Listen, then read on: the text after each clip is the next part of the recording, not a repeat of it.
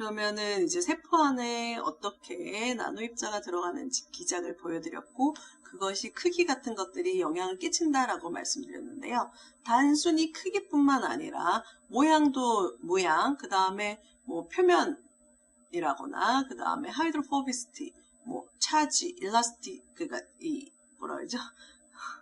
유연도라고 해야 되나? 이런 것들이 다 영향을 끼치게 됩니다. 그래서 그런 것들에 대해서 어떤 영향을 받는지에 대해서 각 예를 보여드리려고 하는데요. 지금 일단 여기 보시면은 여기 이제 입자의 이런 크기, 요 길이를 R이라고 했었을 때, 요 이제 곡면 부분의 길이가 얼마만큼 되느냐에 따라서 이제 세포 안에 들어가는 것들을 이제 체크를 하게 됩니다. 그래서 여기 보시면은 여기 빨간색 점으로 되어 있는 거는 리셉터고요. 그 다음에 요 노란색 코팅은 표면에 그냥 코팅되어져 있는 겁니다. 그리고 요 빨간색 리간드고요. 그 다음에 여기 점들이 이제 이 리간드를 인식할 수 있는 리셉터고 리피드가 이렇게 되어져 있는데요. 요것을 가지고서는 얼마만큼 이 안으로 들어가는지에 대해서 그 시뮬레이션을 해본 거죠. 시뮬레이션을 해봤을 때 시간이 지나감에 따라서 다양한 크기를 가지는 입자, 요 크기가 다양한 크기가 되는데, 요 크기가 커지면 커질수록 어떻게 더 길어지겠죠. 그죠? 길어지게 되고 점점 더 뾰족해지게 될 겁니다. 뾰족해지게 되는데, 그러면은 요 시그마가 2나노 정도라고 했었을 때 점점 더 뾰족해지고 길어지는 물질일수록 점점 더 래핑 프랙션이라고 하는 게 얘네들이 얼마만큼 쌓여 있느냐는 거거든요. 시간이 지남에 따라서 일단은 점점 코팅이 되는 정도가 증가합니다. R이 5.0 시그마일 때 빼고요. 한 10나노 정도 될 때 빼고요. 그런데 점점 이제 이 크기가 커진다는 거는 길이도 길어지지만 뾰족해지는 거죠. 뾰족해지면 어떻게 돼요? 잘 파고 들어가게 되겠죠. 그러다 보니까 더 빨리, 더 많이 들어가게 되는 것을 확인할 수가 있습니다. 그리고 입자의 크기를 가지고서는 이제 확인을 해봤을 때도요. 예를 들어서 각각의 크기에 따라서 이 세포막 안으로 들어가는데 걸리는 시간을 시뮬레이션을 해보면요. 작으면 작을수록 들어가는데 더 빨리 들어가게 됩니다. 크면 클수록 더 들어가는데 더 오래 걸리게 되고요. 1나노씩밖에 차이가 안 나죠. 그렇게 되고, 그 다음에 입자의 크기에 따라서 얘네들 용액 안에서 뭐 이렇게 보시면은 애그리게이션 되고 어떻게 이제 되는지 확인을 해보면, 크기가 아주 작을 때는 자기네들끼리 애그리게이션 돼서 들어가게 됩니다. 그렇게 되는데 여기 보시면은 4나노 정도부터 되면서부터는 입자들이 일렬로 정렬하게 됩니다. 일렬로 정렬하게 되는데, 이거 같은 경우에는 이렇게 이제 크기에 따라서도 이렇게 이제 다른 형태로 배열되면서 그 세포 안으로 들어가는 것을 확인하게 할 수가 있습니다. 네, 그 다음에 이런 엔도사이토시스, 이런 리셉터에 의해서 엔도사이토시스가 일어날 때 크기가 영향을 끼치는데요. 이 일 같은 경우에, 앞에 일 같은 경우에 이거 시뮬레이션으로 하는 건데, 요 일 같은 경우에는 이제 나노 입자에 세포 표면에 있는 리셉터를 인식할 수 있는 이런 엔티바디 같은 것들을 부착을 한 다음에 실험적으로 해봤습니다. 해봤더니 어떤 일이 일어나냐 하면요. 크기가 작은 것들 같은 경우에 보다 크기가 적당히 약 40나노 정도입니다. 네, 적당히 큰 물질이 세포 안에 잘 들어가요. 아까 전에는 작은 물질들이 세포 안으로 들어갈 때 시간이 더 적게 걸린다고 그랬잖아요. 근데 이 경우에는 리셉터에 의해서 들어갈 때는 작은 것보다 중간 크기, 오히려 크면 또 안 들어가요. 이렇게 나타나겠습니다. 이건 왜 그렇게 되냐면요. 리셉터에 의해서 미디에이티드 엔도사이토시스가 일어날 때는, 이때는 이제 크기가 작을 때는 아무래도 크기가 작다 보니까 1대1로 리셉터와 엔타이바디가 1대1로 만나게 됩니다. 이때는 리셉터가 자극이 안 되는 거예요. 그런데 크기가 커지면은 하나만 붙는 게 아니라 여러 개의 항체가 붙어서 이렇게 문어발처럼 탁 잡게 되는 거죠. 잡게 돼서 엔도사이토시스가 일어나게 됩니다. 근데 문제는 크면, 더 크면 70나노 정도 되면은 똑같이 이렇게 문어발처럼 리셉터들을 더 잡아주게 되는데요. 문제는 얘가 너무 큰 거예요. 엔도사이토시스가 이렇게 안에가 함몰되면서 들어가야 되는데 이 함몰이 일어나기엔 얘가 너무 큰 거죠. 그러다 보니까 여기 보는 것처럼 약 40나노일 때는 항체에 의한 엔도사이토시스가 잘 일어나게 되는데 70나노일 때는 오히려 안 일어나는 그런 현상을 발견하게 됩니다. 그 다음에 이런 이거는 또 시뮬레이션인데요. 시뮬레이션을 해봤을 때 이제 요거 같은 경우에 라드 형태냐, 스피어 형태냐, 그 다음에 이제 디스크 형태냐에 따라서 요 세포 질환을 통과하는 것을 체크해 보게 됩니다. 체크해 보게 됐었을 때 어떻게 들어가느냐를 보게 되면요. 일단 뾰족한 거, 아까 전에도 끝이 길고 뾰족하면 잘 들어간다 그랬잖아요. 라드 형태가 가장 잘 들어갑니다. 안으로 들어가는데 쭉 들어가는데 잘 들어가게 되고요. 디스크 같은 경우에는 납작하고 이렇게 세우면은 이렇게 길쭉해지죠. 그래서 들어갈 때 보면은 이렇게 길쭉한 형태로 이렇게 들어가서 잘 들어가게 되고요. 그래서 라드보다는 덜하지만 디스크. 그 다음에 스피어 같은 경우는 동글동글하다 보니까 상대적으로 뭔가 이렇게 저항이 좀 커지는 거죠. 그래서 스피어 형태가 가장 이런 이게 통과하는 효과가 가장 적다라고 나타내게 됩니다. 그래서 우리 생각해보면 이제 푸딩 같은 것에서도 이렇게 주먹을 쥐고 하는 것보다 손을 펼쳐서 이렇게 꾹 넣어버리면 푸딩이 쭉 들어갈 수가 있겠죠. 그렇게 생각하시면 되지 않을까 합니다. 여기에서도 역시 형태를 여러 가지로 해서 봤는데요. 여기 보시면은 리간드와 리셉터 이렇게 해서 또 시뮬레이션을 해봤는데 여기 보시면 이렇게 길쭉한 이런 형태에서도 이렇게 누워있느냐 서있느냐 큐브냐 디스크냐 라드냐에 따라서 달라지게 되는데 랩핑 타임이 길면 길수록 어떻게 되겠어요? 더 들어가기 힘들어진다는 거겠죠. 그래서 보시면은 여기 길쭉한 이런 비누 모양, 도부 비누 같네요. 그죠? 비누 모양일 때 옆으로 누워 있느냐, 세워져 있느냐에 따라서 보시면 옆으로 세워져 있는 거. 죄송합니다. 누워 있는 거 죄송합니다.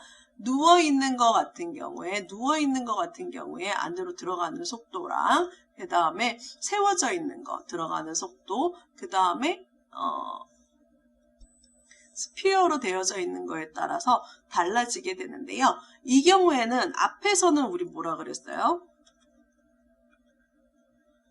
라드 형태가 더 빨리 들어간다 그랬잖아요. 근데 이때는 누워있는 요 형태가 더 빨리 들어갑니다. 이건 어떨 때? 리셉터랑 리간드랑 상호작용이 있을 때. 그러면 리셉터에 의해서 아까 전에 리셉터가 여러 개가 자극이 되면은 더 빨리 들어갈 수 있다 그랬잖아요.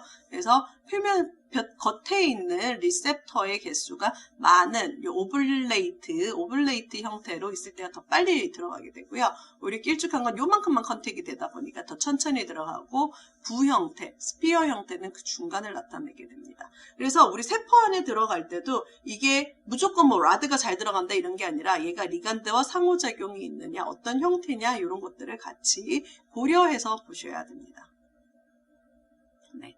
그 다음에 또 여기에 이제 나노 디스크랑 나노 스피어 이렇게 보았을 때 스피어 같은 것들이 여기 이제 실험적으로 했었을 때는 스피어가 훨씬 더 나노 이렇게 에그리게이션이 되면서 들어간다라는 것을 확인할 수 있었고요. 이런 리셉터 형태로 봤었을 때, 그 다음에 이제 그래핀 옥사이드에 있었을 때 여기 보시는 것처럼 어느 방향으로 이렇게 들어가느냐에 따라서 상호작용하는 것들이 이제 넓은 면적이 있을 때는 세포 표면과 이제 더 큰 상호작용을 가지게 됩니다. 하지만 표면이 더 빠른 상호작용을 가지는데 반해서 이제 여기 표면에 머무르게 되고요. 그 길쭉하게 들어가는 경우에는 전체적인 상호작용, 왜냐하면 컨택하는 부분들이 적다 보니까 상호작용은 적지만 오히려 더 깊이 들어가는 형태로 보이게 됩니다. 그러면은 뭐예요 교수님? 그러면은 원칙 그러면 뭐 어떻다는 얘기예요? 사실 그거를 얘기하기는 어렵습니다. 전체적인 경향성에 대해서 얘기를 할 수 있는 거고요. 그 환경에 따라서 얘네들이 나노 입자와 상호작용이 어떻게 되느냐에 따라서 다르다 보니까 이런 것들을 하나의 그냥 가이드라인으로 입자랑 어떻게 상호작용을 하느냐에 따라서 참고하시면 될 것 같습니다. 네, 그리고 여기 보시면 형태. 큐브 모양이냐 아니면 실린더 형태냐 아니면 실린더 어떻게 길이가 되느냐에 따라서인데 아무런 리셉터와의 상호작용이 없을 때는 길쭉하면 길쭉할수록 세포 안으로 더 잘 들어가게 됩니다.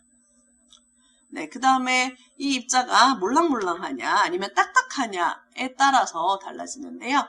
여기 보시면은 뭐 이제 그 얘네들이 얼마만큼 단단하느냐에 따라서 들어갈 때의 디포메이션을 여기 보여주고 있는데요. 딱딱하면 딱딱할수록 형태의 변화가 크지가 않습니다. 하지만 이렇게 무르면 무를수록 형태의 변환이 많이 일어나는 것을 볼 수가 있겠죠. 그래서 거기에 따라서 보시면은 PEG 코팅되어져 있는 단단한 나노 입자랑 PEG 코팅되어져 있는 이런 리포솜이랑 비교했었을 때 단단한 입자가 오히려 그 입자 안으로 들어갈 때 입자의 텐션이 어느 정도 크더라도 그러니까 멤브레인 세포질의 텐션이 크더라도 오히려 더 잘 들어가는 것을 볼 수가 있습니다. 왜냐하면은 이렇게 말랑말랑한 이렇게 디포메이션이 쉬운 것 같은 경우에는 저항을 훨씬 더 많이 받게 되다 보니까 거기에 맞춰서 더 많이 못 들어가게 돼요. 근데 단단한 애들 같은 경우는 옆에서 어떤 텐션이 있더라도 그냥 꾹 누르면 그 형태를 그대로 유지하다 보니까 오히려 더 안으로 더 잘 들어가는 그런 성질을 가지게 됩니다. 그 다음에 입자의 표면, 우리 입자의 표면을 바꿀 수가 있죠. 바꿀 수가 있는데 이 입자는 온도에 따라서 입자의 표면이 하이드로필릭해지기도 하고 하이드로포빅해지기도 합니다. 나이팜이라고 하는데요. 이 나이팜이 LMCT라고 해가지고 온도에 따라서 이것들이 펼쳐지거나 구부러지게 되면서 하이드로필릭해지기도 하고 하이드로포빅해지기도 하는 성질을 가지게 됩니다. 그래서 하이드로필릭하냐 하이드로포빅하냐에 따라서 여기 보시면은 온도를 바꿔줬더니 온도를 높여줬을 때 하이드로포빅해지면서 세포질과의 상호작용이 더 커지고 오히려 세포 안으로 잘 들어가는 이런 식으로 표면의 하이드로필리시티에 따라서도 세포 안으로 들어가는 정도가 달라지게 됩니다. 그래서 여기 보시면은 하이드로포비시티에 따라서 이 나노 입자가 세포 안으로 얼마만큼 들어가는지를 이론적으로 계산을 해 봤는데요. 여기 보시면은 H1 하이드로포비시티에 따라서 H1, 0은 가장 작은 거, H1이면 가장 큰 거고요. 여기서 가장 작은 거에서 가장 높은 거고요. 요 이제 인지질 막, 그러니까 리피드 바이레이어죠. 리피드 바이레이어 막을 중심을 바탕으로 해서 위에서부터 아래로 높이 입자가 어디에 많이 존재하는지를 쭉 관찰했더니 하이드로포비시티, 여기는 하이드로필릭하잖아요. 그죠? 하이드로포빅한 물질들은 어때요? 불편하죠. 불편하니까 자기와 친한 하이드로포빅한 층들을 찾아가게 됩니다. 하이드로포빅한 층을 찾아가게 되다 보니까 인지질 안은 어때요? 하이드로포빅한 상태가 됩니다. 그래서 더 세포 안으로 통과하는 것들이 더 깊이 들어가요. 하이드로포비시티가 커짐에 따라서. 그리고 이 하이드로포비시티만 단순히 얘기하는 것이 아니라 여기 보시는 것처럼 하이드로포비식하고 하이드로필릭한 부분을 섞을 때 랜덤하게 섞을 거냐 반반 섞을 거냐 이렇게 나눠서 섞을 거냐 아니면 하이드로필릭한 거랑 하이드로포빅한 거의 비율을 하이드로필릭한 거, 하이드로포빅한 거, 이게 하이드로필릭한 게 조금 더 많은 거, 하이드로포빅한 게 있지만 이런 식으로 섞어줄 수가 있습니다. 그래서 여기에 따라서 세포 안으로 들어갈 때 그 형태가 어떻게 되는지를 보면요. 일단 랜덤한 경우 여기 보면은 하이드로포빅한 게 노란색이고요. 하이드로필릭한 게 보라색이네요. 하이드로포빅한 것들이 이렇게 랜덤하게 있을 경우에는 보시는 것처럼 인지질이 그래서 하이드로필릭한 부분들이 하이드로필릭한 부분을 코팅하고 하이드로포빅한 건 노출되는 형태로 이렇게 들어가게 되고요. 반반 있으면 반반 떠 있겠죠. 하이드로필릭한 건 밖으로 노출되고 죄송합니다. 하이드로포빅한 건 안으로 들어가는 형태가 될 거고요.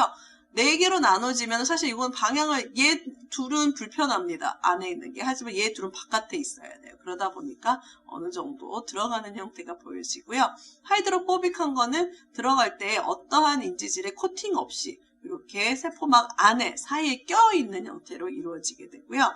이렇게 하이드로포빅한 부분이 조금 더 많은 것들은 아무래도 여기 코팅되어져 있는 인지질의 이런 비율이 아무래도 줄어들겠죠.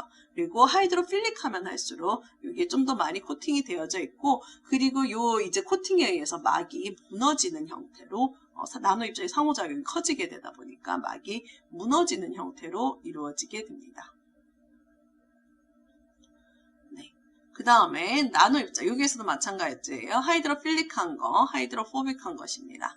그래서 하이드로필릭한 것, 여기 보시면은 이게 하이드로필릭한 거죠. 올 MUS라고 한 게 하이드로필릭한 코팅이고요. 하이드로포빅한 코팅입니다.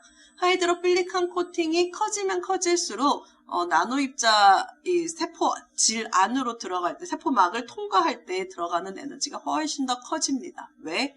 이 세포막 안은 하이드로포빅하다 보니까 하이드로필릭한 것으로만 이루어져 있으면 하이드로필릭한 게 하이드로포빅한 걸 뚫고 지나가야 되잖아요. 그러다 보니까 에너지가 많이 드는데, 하이드로포빅한 OT라고 하는 물질들, 정확하게 이게 뭐였는지 기억이 안 나는데 어쨌든 하이드로포빅한 물질의 비율이 커지면 커질수록 이 물질을 통과하는 데에 에너지가 점점 적게 듭니다. 하지만 입자의 크기가 커지면 커질수록 물리적으로 막을 통과해서 지나가야 되다 보니까 이렇게 에너지가 점점 증가하는 것이 있으나 이 물질의 표면 코팅의 성질에 따라서 세포막을 통과할 때에 드는 에너지가 달라진다라는 것도 볼 수가 있습니다. 그래서 통과할 때 가장 좋은 건 뭐겠어요? 얘네들이 어느 정도 하이드로포빅한 것들도 포함을 하고 있으면 세포막을 잘 통과할 수가 있겠죠. 네, 그리고 여기 보여드리는 것처럼 어떻게 되어져 있느냐, 이런 식으로 조절을 할 수가 있는데요. 여기 보시면 PEG는 하이드로필릭한 거고요. 여기 이렇게 적당히 섞여 있으면 찌비타 아이온들이 찌비타 아이온과 PEG가 적당히 섞여 있으면은 오히려 효율이 되게 높아집니다. 근데 이게 반대가 돼요. 효율이 조금 더 떨어지게 되죠. 그리고 여기 보시면은 반반으로 섞이면 더 안 좋아지게 됩니다. 찌비타 아이온만 있어도 떨어지게 되고요. 그래서 표면의 구성이 어떻게 되느냐에 따라서도 또 달라지게 돼요. 여기 보시면은 보시면 나노 입자가 있었을 때 하이드로필릭한 거, 그 다음에 하이드로포빅한 게 조금 더 섞여 있는 거, 하이드로포빅한 게 좀 더 많이 섞여 있고 얼라인 되어져 있을 때 이렇게 이제 비교해서 보시면요. 온도가 일단 높을 때는 대부분 다 잘 업테이크가 됩니다. 물론 하이드로필릭한 것보다는 하이드로포빅한 것들이 섞여 있을 때 훨씬 더 좋은 효율이 보여진다는 것을 빨간색을 통해서 확인할 수 있어요. 이 빨간색이 나노 입자에서 나타나는 색깔이거든요. 나노 입자 자체라기보다는 나노 입자에 레이블 되어져 있는 것에 의해서 나타나는 색깔인데요. 온도가 낮아지면은 세포 활성이 줄어듭니다. 그러다 보니까 엔도사이토시스도 줄어들고 활성이 줄어들어요. 그래서 이 차이를 극대화시키기 위해서 온도를 낮춰봤었을 때 보면은 하이드로필릭한 거는 상대적으로 세포 안에서 색깔이 나타나지 않는 것을 보여주는데, 하이드로포빅한 부분들이 높아지면 높아질수록 세포 안에 이렇게 효과적으로 잘 들어가는 것을 보여줄 수가 있습니다. 네, 그래서 나노 입자의 표면이 어떻게 되느냐에 따라서, 그래서 하이드로포빅하냐 아니면 하이드로필릭하냐에 따라서 달라지는데요. 또 하이드로필릭하냐에서도 애나이닉하냐 캐타이오닉하냐에 따라서도 달라질 수가 있습니다. 그래서 보는 것처럼 캐타이오닉한 경우에는 세포 표면이 이제 음이온으로 정해져, 음이온이 아니라 음전하를 가지고 있다 보니까 이렇게 아무래도 더 큰 상호작용을 하게 되고요. 플러스 전하를 가진 거는 이렇게 표면에 이렇게 잘 되는 현상을 보여주게 됩니다. 그래서 여기 보시면은 표면의 전하가 커지게 되면은 어떻게 되느냐에 따라서 이제 확인을 해봤을 때요. 전하가 크면 클수록 어떻게 되냐 하면은 여기에 아무래도 표면과 하이 차지 덴서티라는 건 표면의 전하가 훨씬 더 많은 거예요. 그리고 플러스 전하를 많이 가지고 있죠. 그러다 보니까 세포 표면과 세포의 표면과 이렇게 큰 영향을 끼치게 됩니다. 이렇게 넓은 면으로 들어가게 됩니다. 넓은 면으로 들어가게 되다 보니까 아무래도 어떻게 되겠어요? 넓은 면이 이렇게 들어가는 것보다 이렇게 들어가는 게 더 힘들겠죠. 에너지가 점점 커지고요. 그 다음에 이 안에는 하이드로포빅하게 되다 보니까 더 에너지가 많이 듭니다. 그리고 들어갈 때 하이드로포빅한 부분을 지나가야 되기 때문에 세포질에 있는 분자들이 이 입자를 코팅을 해서 그 상태로 끌고 들어가게 되는 겁니다. 그런데 표면 전하가 낮을 경우에는요, 일단 표면에 이제 하이드로필릭한 헤드는 표면 전하가 많은 걸 좋아합니다. 근데 표면 전하가 적다 보니까 최대한 그 접점을 이제 만나는 지점을 줄여버립니다. 줄여버린 상태에서 안으로 깊숙이 들어갔는데요. 이 깊숙이 들어갈 때도 아무래도 전하가 적다는 거는 하이드로필릭한 부분이 적다는 거니까 이 하이드로포빅한 부분에서의 큰 분자의 인터럽션 없이 쑥 들어가게 되고요. 에너지 배리어 역시 들어갈 때는 좀 크지만 오히려 더 들어가서는 더 낮은 이런 이제 에너지 더 안정한 상태로 되겠죠. 왜냐하면은 전하가 적다는 거는 하이드로포빅한 부분들이 훨씬 더 많다는 얘기가 되고 그로 인해서 하이드로포빅한 부분에서 더 안정한 상태를 느끼게 되는 겁니다. 네, 그 다음에 여기서도 표면의 전하에 따라서 쭉 봤는데요. 이쪽으로 갈수록 플러스 전하, 이쪽으로 올수록 마이너스 전하가 되겠죠. 이렇게 봤었을 때 쭉 확인을 해보시면요. 여기에서 여기 뉴트럴입니다. 뉴트럴이고 얼마만큼 더 깊이 들어가냐. 깊이 들어가는 것을 봤었을 때 죄송합니다. 뉴트럴 하면 뉴트럴 할수록 더 잘 들어가요. 왜냐하면 더 잘 들어가고요. 그 다음에 오히려 이제 약간 음전할 때 잘 들어가고 오히려 표면에 이제 전하가 높으면 높을수록 잘 안 들어갑니다. 이것은 아무래도 이제 표면에 전하가 많으면 많을수록 헤드랑 더 많은 상호작용을 하게 되다 보니까 오히려 들어가지 못하고 표면에 있는 것과 작용을 하게 되고요. 전하가 적은 경우에 더 안으로 들어가기가 쉽다라는 시뮬레이션 결과를 보여주게 됩니다. 그리고 이제 pH에 따라서도 입자가 이제 그 세포막과 작용하는 것이 달라지게 되는데요. 그 이유 같은 경우에는 COH 같은 경우에 pH에 따라서 달라집니다. pH가 낮으면 낮을수록 pH가 낮다는 건 뭐예요? 프로톤, H+가 많이 존재한다는 얘기고요. H+가 많이 존재한다는 건 COH가 이렇게 COH 형태로 존재할 가능성이 많다는 거예요. 그런데 pH가 높아지게 되면 뭐예요? OH-가 많다. 혹은 H+ 이온이 프로톤이 적다라는 얘기가 되겠죠.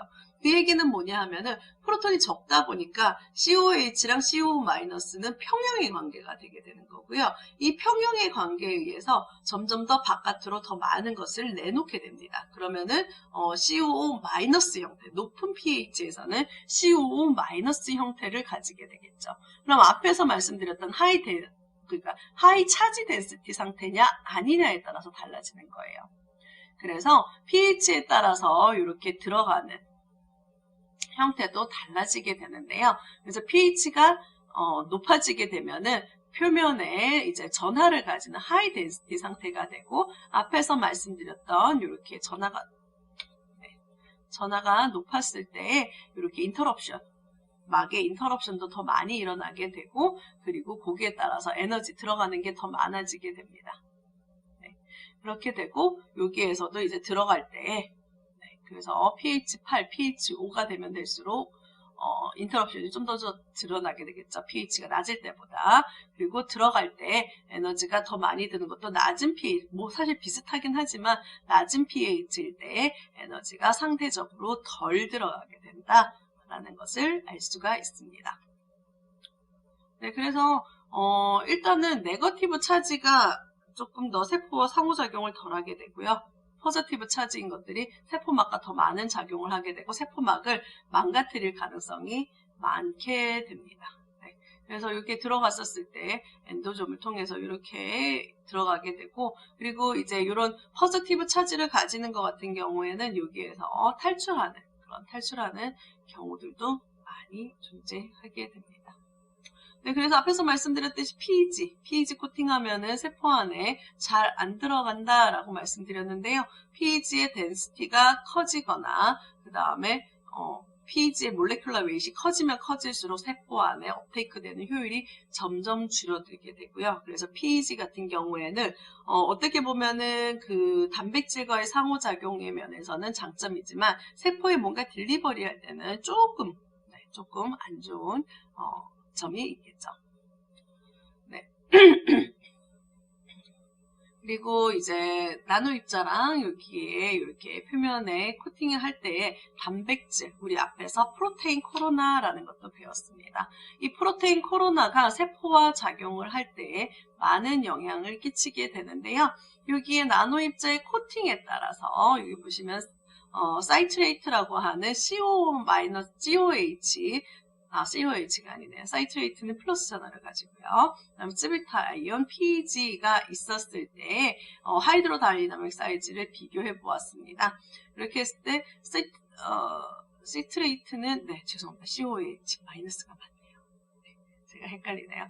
그래서 마이너스를 가질 때보다 이때는 PEG가 단백질과 섞었을 때 오히려 그 크기가 증가하는 것을 확인을 할 수가 있었고, 찌비터 아이온의 경우에는 전체에는 찌비터 아이온이라고 하는 거는 이런 것처럼 하나는 플러스, 하나는 마이너스를 가지고 두 개가 1대1로 있는 리간드입니다. 이땐 전체는 중성이지만 전하를 가지고 있죠. 근데 이 찌비터 아이온의 경우에는 단백질과의 상호작용이 훨씬 더 작다. 크기가 작을 때 작다라는 걸 알 수 있고요. 크기가 좀 더 커지면은 찌비터 아이온은 여전히 단백질과의 상호작용이 적습니다. 그리고 PEG가 사실 단백질과의 상호작용, 엔타이 파울링 효과를 가진다고 알려져 있는데, 이 실험의 경우에는 작은 크기였을 때는 PEG랑 단백질과의 상호작용에 의해서 프로테인 코로나가 많이 형성이 됐는데, 크기가 커지면서 이런 효과도 줄어든 것 같습니다. 그래서 어쨌든 여기에서의 얘기하고자 하는 건 찌비터 아이온이 단백질이 부착되는 걸 막는 데에는 오히려 더 효과적이다. PEG보다 더 효과적이다라는 걸 보여주고 있는 거고요. 왜 이게 필요하냐? 우리가 표면에 뭔가 타겟팅하는 물질들을 코팅을 했었을 때, 단백질이 이렇게 프로테인 코로나가 형성이 돼버리면은 세포를 인식할 수 있는 단백질을 다 막아버립니다. 그러다 보니까 세포 안으로 들어가는 비율이 적어요. 그런데 이런 프로테인 코로나가 형성이 덜 되는 코팅으로 되어져 있는 경우에는 단백질 오히려 요 안으로, 세포 안으로 엔도사이토시스가 일어날 수 있는 그 효과가 잘 일어나게 됩니다. 그래서 우리가 세포 안으로 들어갈 때는 사실 단백질 코로나도 막으면은 좋거든요. 서큘레이션의 관점에서는 프로테인 코로나가 형성되는 게 좋지만, 또 엔도사이토시스를 위해서는 별로 좋지 않기 때문에 이런 표면의 코팅 같은 것들도 신경 써야 된다라는 거고요. 그래서 이 표면의 코팅 같은, 죄송합니다. 표면 코팅 같은 경우에는 여기 보이는 것처럼 이제 여기 보이는 것처럼 표면 프로테인 코로나를 막아버리게 되면은 딜리버리 효율에서는 아주 좋은 효과가 있고요.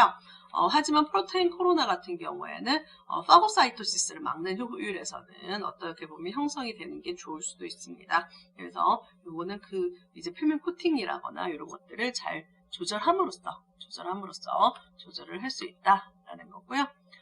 네.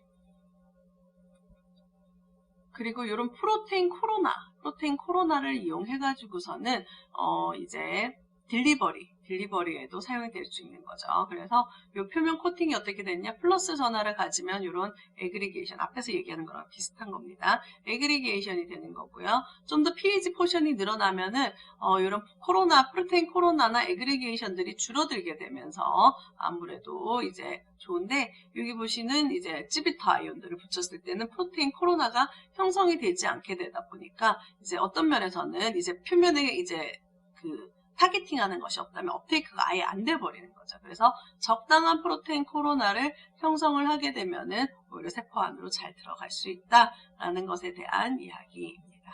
그래서 여기에서 보시면 소프트 코로나 같은 것들을 이제 형성을 해주게 되면은 오히려 세포 안으로 잘 들어갈 수 있다. 그래서 나노 입자의 표면 형태, 크기 이런 것들이 정말 중요하다라는 걸 한 번 더 강조드리고요. 여기는 완전 똑같지는 않지만 약간 정의된 것들을 보면은 세포 안으로 들어갈 때 파고사이토시스, 피노사이토시스, 그 다음에 뭐 페네트레이션 혹은 엔도사이토시스에 의해서 들어갈 때 일단은 입자의 크기 중요합니다. 그 다음에 표면 코팅이 어떻게 되느냐, 그 다음에 형태가 어떻게 되느냐에 따라서 이렇게 영향을 끼치는데 제가 말씀드렸듯이 이건 절대적인 건 아닙니다. 절대적인 건 아니고 이제 이렇게 사람들이 확인을 했다라는 거고요. 그 효율도 달라지게 되고요. 이게 표로 정리되어져 있는 것처럼 이걸 계속 강조드리는 거는 이런 경향성을 알면은 여러분께서 나중에 입자 뭐 딜리버리라거나 여러 가지로 디자인할 때, 설계할 때 훨씬 더 도움이 되기 때문입니다. 그래서 크기에 따라서 그 다음에 어떻게 얘네들이 디퓨전에 의해서 들어갈 수 있느냐, 뭐 에그리게이션이 될 수 있느냐, 아니면은 이렇게 쭉 당겨가지고서 넣을 수 있느냐에 대한 것이고요. 네, 그래서 딜리버리 하는 것이고, 여기 보시면은 표면에 그 전하가 적으면 적을수록 프로테인 코로나는 잘 형성이 안 된다. 그러다 보니까 세포 안에 이제 넣을 때 훨씬 더 어떻게 보면 이게 좋겠죠. 너무 에그리게이션이 많으면은 파고사이토시스에 의해서 먹힌다거나 하는 게 있고요. 작은 몰레큘일일수록 프로테인 코로나가 잘 형성이 안 되고 크면 클수록 프로테인 코로나가 잘 형성이 되고요. 이렇게 커브가 많이 돼 있는 것보다는 편편한 면이 아무래도 단백질과의 상호작용에 의해서 코로나 형성이 되기가 훨씬 더 편합니다.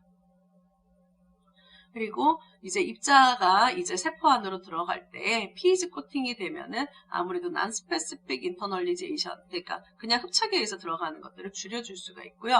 근데 프로테인 코로나가 이렇게 형성이 되게 되면은 아무래도 이제 그 단백질들이 많다 보니까 단백질에 의한 이제 인터널리제이션도 많이 유도할 수 있게 됩니다. 그리고 엔타이바디 같은 것들을 이제 부착을 해주게 되면 당연히 그 세포만 인식해서 들어가게 되니까 스페시픽 인터널리제이션이 일어나게 됩니다. 그래서 pH에다가 요 코팅을 하거나 쯔비터 아이온 코팅에다가 가장 좋은 거는 쯔비터 아이온 코팅된 거에다가 리간 요런 이제 항체 같은 것들을 붙여주면은 이제 난스페시픽 바인딩을 줄이면서 잘 들어갈 수가 있겠죠. 그다음에 크기도 중요하고요. 아무래도 크기가 적당히 10에서 100나노, 그러니까 우리가 일반적으로 사용하는 나노 입자라고 하는 거고요. 이것들이 있을수록 더 세포 안에 들어가기가 편하고 들어갈수록 길면 길수록 이제 요 같은 게 이게 레스 페이버드인데 이 면에서는 레스 페이버드지만 요 면에서는 사실 세 개가 또 똑같지만은 길이가 같은 상태에서 이제 더 얇다면은 더 잘 들어가는 성질이 있습니다. 그래서 여기 보시면 이게 복합적으로 나와 있는 그림입니다. 뭐 표면 전하가 어떻게 되느냐, 성분이 어떻게 되느냐에 따라서 어떻게 이렇게 세포 안으로 들어가느냐, 뭐 요거 같은 경우는 라이소좀, pH로 코팅된 라이소좀은 뭐 클라스틴 미디에이트로 들어갈 수 있다. 뭐 아니면은 골드 플러스 전하를 가지는 골드 같은 경우에는 클라스틴이나 캐비올레에 의해서 들어간다라는 것들을 쭉 보여주게 되는데요. 이렇게 다양한 물질에 따라서, 표면에 따라서, 그 다음에 형태에 따라서도 들어가는 형태가 달라지게 되고요.